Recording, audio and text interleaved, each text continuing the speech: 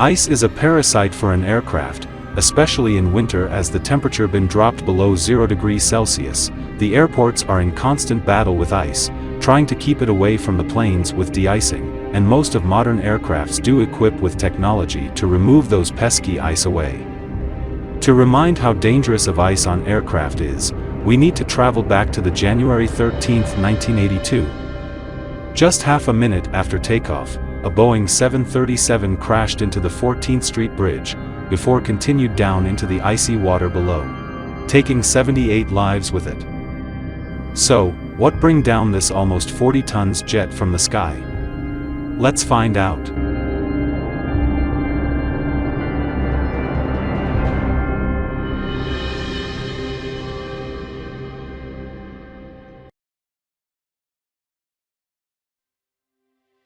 The story of Air Florida Flight 90 begins on January 13, 1982 at Washington National Airport in Washington, D.C., the capital of United States.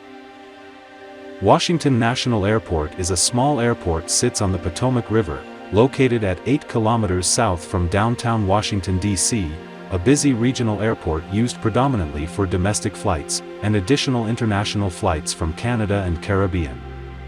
The location of National Airport makes it ideal for many travelers, including its proximity to the city center and to many prime locations, similar to London City Airport.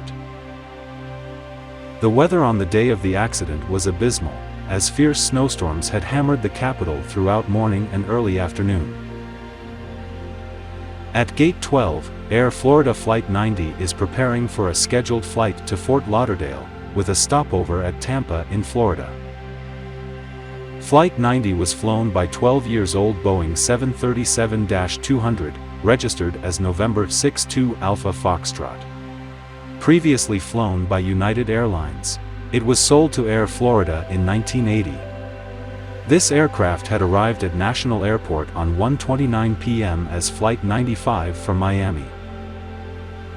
A Boeing 737-200, at a time, one of the most popular aircrafts in the world. A narrow-body, medium-range airliner was an ideal for U.S. domestic flights during 80s and 90s. In the modern day, despite of being antiquated by modern standards, there are still more than 50 still flying around the world as of 2023. Flight 90 was supposed to leave on 2:15 p.m., but the snow kept falling heavily. So, on 1:38 p.m., the airport had to close down for snow clearing operation, delay several flights that wanted to in and out from the airport, which Flight 90 is one of them. At 2 p.m., the passengers of Flight 90 began boarding the aircraft for 2 hours flight on Tampa. 74 passengers were boarding the plane, including 3 infants and 5 crew members, making a total of 79. On board the flight deck is Captain Larry Wheaton, 34-year-old pilot with approximately 8,300 total flight hours, including 1,752 hours on Boeing 737. His fellow colleagues described him to be a quiet person with good operational skills and knowledge, who had operated well in high-workload flying situations. This man had an interesting history. On May 1980, he was suspended after failing a Boeing 737 company line check, but able to return to his duty once he passed a retest on August 1980. In 1981, he went into a trouble again, this time with an unsatisfactory grade on proficiency check, when he showed inadequate knowledge of memory items, aircraft systems, and aircraft limitations. However, in same year, he passed the retest again, and was able to keep flying. Join him in the cockpit is 31-year-old First Officer Roger Pettit, a former U.S. Air Force fighter pilot with excellent record. He had 3,353 total flight hours, including 992 hours on Boeing 737. He had been described by captains who had flown with him that he was the type of pilot who would not hesitate to speak up if he found something wrong. Both pilots had very low experience in cold weather operations, as they were far more accustomed to warm climate of Florida. In fact, Captain had flown 8 flights in this condition, while First Officer, just 2. At 2:20 p.m., Captain Wheaton expected that the airport might reopen on 2:30 p.m. So, he ordered the ground crew for de-icing. What is de-icing? And why it's so important? The ice on the aircraft is a big no-no, because it can disrupt the airflow during the flight, so the process of de-icing is to remove and prevent the snow and ice forming on the aircraft surface in short period of time. To de-ice the large aircraft, you need de-icing fluid, a glycol-based substance that's been sprayed hot on an aircraft surface to get rid of snow and ice. To spray the fluid on the aircraft quickly, you need a specialized piece of equipment called the de-icing truck to get a job done. However, the de-icing cannot prevent the ice forming for a long period in this extremely cold and snowy weather. So, in general, after the de-icing was completed, the pilots will bring the plane off the ground as soon as possible. Okay, let's get back to the story. The de-icing crews came to the aircraft and began to spraying it down first on the left side of the aircraft. However, during the de-icing, they forgot to cover the pitot tubes, static ports, and engine inlets. The de-icing guy, he was looking at his de-icing manual provided by American Airlines at that time. It said, with the temperature of -4 degrees Celsius or 24 Fahrenheit, they need to have a mixture of about 30 to 40% of glycol and the rest, hot water, in order to both clear the wings and flight control surface of ice and to provide a bit of anti-icing. While they doing this, so, the pilots got bad news that the airport would not in fact be reopening at 2:30, and their several planes were given priority before Flight 90. Having heard this, Captain Wheaton told the de-icing crew to halt, until the pilots received further clearance from ATC. At 2:45 p.m., when the flight crews heard that the airport had opened again, Captain Wheaton contacted the de-icing crew to resume the de-icing. While in the middle of their work, they were relieved from duty with another member of ground crew staff, who used half lower recommended proportions of fluid on the rest of the aircraft. The de-icing was completed at 3:10 p.m., and Air Florida manager, who had informed Captain Wheaton, said, "Yeah, just a little bit of light dusting of snow on the wings, you'll be fine," which doesn't sound bad for pilots, as there was a widespread belief at the time that, if you have a bit of snow on the wings, it would blow off during the takeoff anyway. So, this prevents pilots to go out for visual inspection on their aircraft. At 3:25 p.m., on the time when all doors been closed, and the aircraft was ready for pushback, the snow and de-icing fluid had covered the ramp, cause it to become so slippery. When the pushback tug started to push the aircraft back, it didn't have enough traction in the snow, so, it failed to push the aircraft out from the gate. Then, Captain Wheaton, who had low winter ops experience, had proposed them of using the reverse thrust to help push the aircraft back. The operator warned him, "No, don't do that. This against our airline's winter ground procedures." But Captain seems like, whatever, so, he started the engines and activated the reverse thrusts on idle power. Thrust reversers are normally used as part of braking system when the aircraft landed in order to slow the plane down. It redirected the hot exhausts from the back of engine, toward the front of the aircraft. According from the bulletin from Boeing, using reversers during the taxi out under these conditions is prohibited, because it could cause troubles.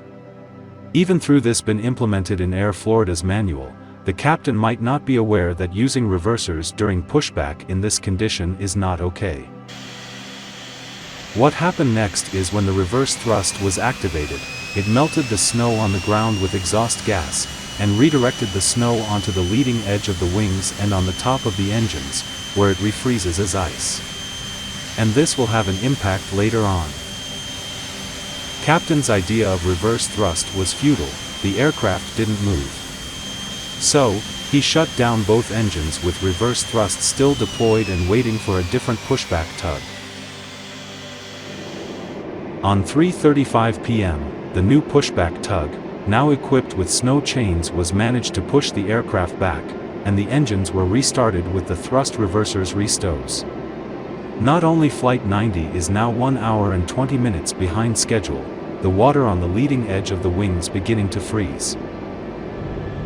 At 3:38 p.m., the pilot began to perform the after-start engine checklist. This checklist includes a check on the plane's anti-ice system, a system designed to prevent the formation of ice accumulated on aircraft surfaces, such as wings, propellers, rotor blades, engine intakes, and environmental control intakes.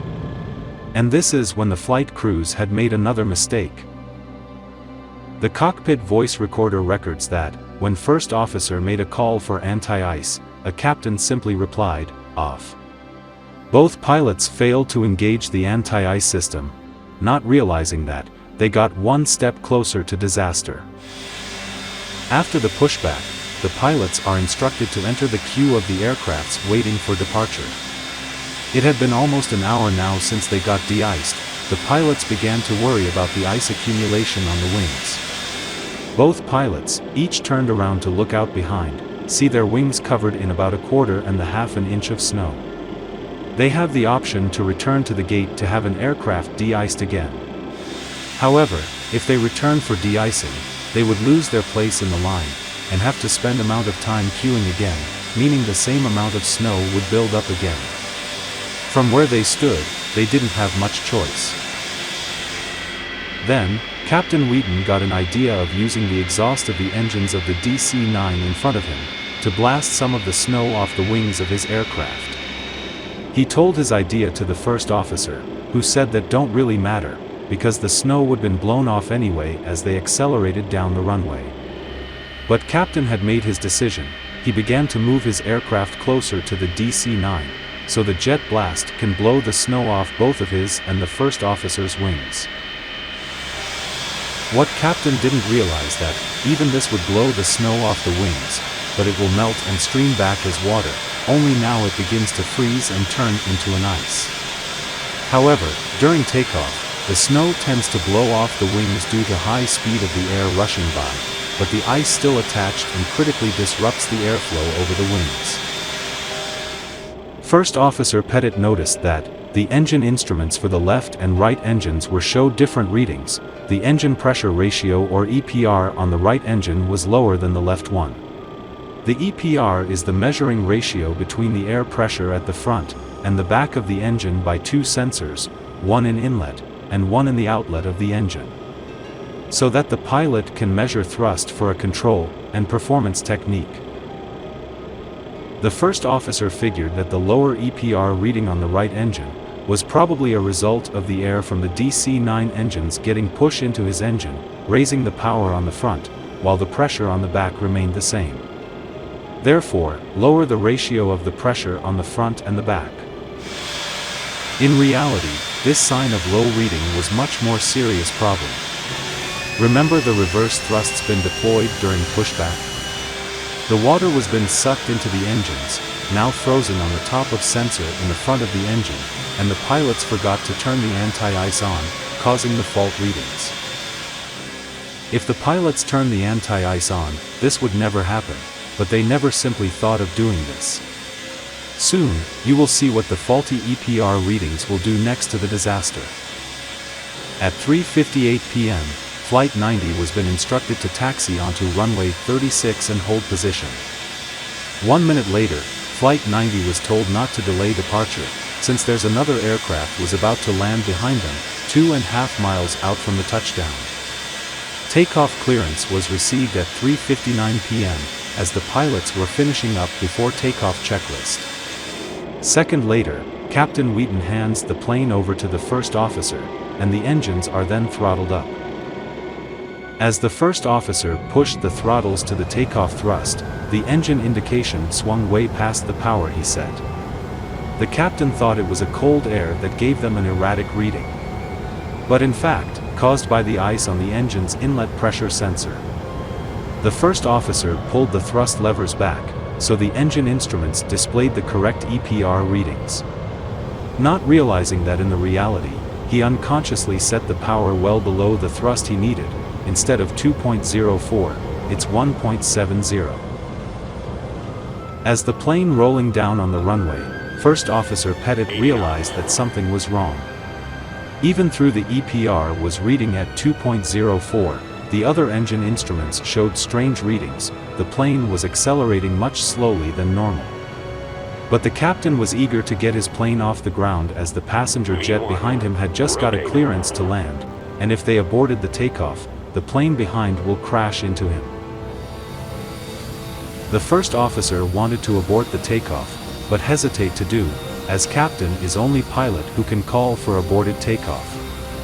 So, the takeoff was continued with insufficient thrust. Just the plane reaches its takeoff speed, the first officer pulled the yoke, lift the aircraft off the ground.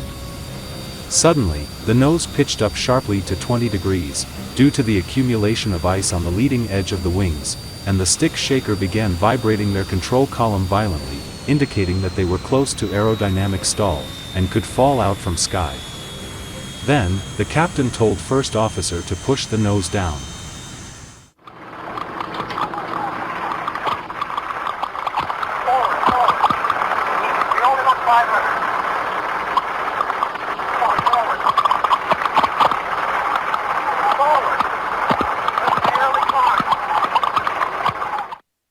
But with engines set on low power and with a layer of ice on the wings, the plane was not going to climb anymore. The plane banked left and began to fall down toward to the 14th Street Bridge, which connecting Washington and Arlington, filled with highly congested traffic. The pilots tried desperately to keep their plane in the air by pitching down only as much they needed to maintain speed, and slamming the throttles into maximum power, but it already too late.